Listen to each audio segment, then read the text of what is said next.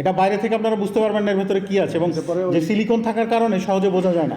মাদক সিন্ডিকেটের বিরুদ্ধে কঠোর অবস্থানে মাদকদ্রব্য নিয়ন্ত্রণ অধিদপ্তর গত কয়েকদিনে রাজধানীর তেজগাঁও, ডেমরা, রূপগঞ্জ এবং কেরানীগঞ্জ সহ বিভিন্ন এলাকায় অভিযান চালিয়ে উদ্ধার করা হয়েছে হেরোইন, ইয়াবা এবং গাঁজার বিশাল চালান।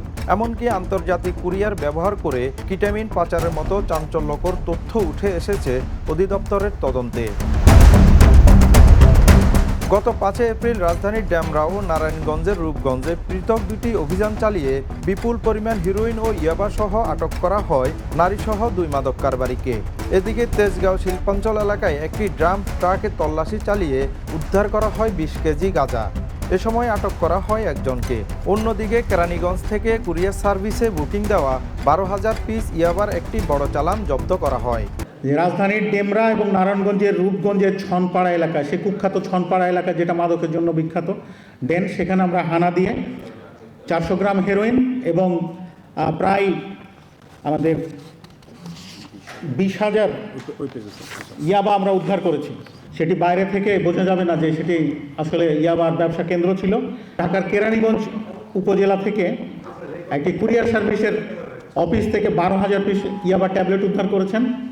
এটা আমাদের যে তেজগাঁও শিল্পাঞ্চলের থানাধীন শহীদ তাজউদ্দিন আহমেদ সরণির মা এন্টারপ্রাইজ নামের গাড়ির শোরুমের সামনে একটি ড্রাম ট্রাক সহ আমাদের এখানে প্রায় 20 কেজি গাঁজা, একটি ড্রাম ট্রাক এবং জিডিএল নামীয় বাটন ফোন উদ্ধার করা। তবে সবচেয়ে চমকপ্রদ তথ্য বেরিয়ে আসে গত 25শে মার্চের অভিযানে। আন্তর্জাতিক কুরিয়ারের আড়ালে সাউন্ড সিস্টেমের ভিতরে বিশেষ কৌশলে কিটামিন পাচারের চেষ্টা করছিল একটি চক্র। মাদকদ্রব্য নিয়ন্ত্রণ অধিদপ্তর আধুনিক ল্যাব সহ বিপুল পরিমাণ কিটামিন জব্দ করে এবং গ্রেপ্তার করে 3 চীনা নাগরিককে। তদন্তে জানা যায় এই মাদকের লেনদেন হতো আধুনিক ক্রিপ্টোকারেন্সি বা ডিজিটাল মুদ্রার মাধ্যমে। আমাদের দেশে বসে কিভাবে বিদেশি নাগরিক সেইখানে সে মাদক প্রক্রিয়া করত এবং অন্য দেশে সেইগুলো পাচার করত, তা আমরা আমাদের মাদকদ্রব্য নিয়ন্ত্রণ অধিদপ্তর, আমাদের যে গোয়েন্দা টিম, আমরা গোয়েন্দা তথ্যের ভিত্তিতে দীর্ঘদিন ধরে তাদেরকে ফলো করে আমরা এই চক্রকে আমরা ধরতে পেরেছি এবং নিয়মিত মামলা দায়ের করেছি আমরা।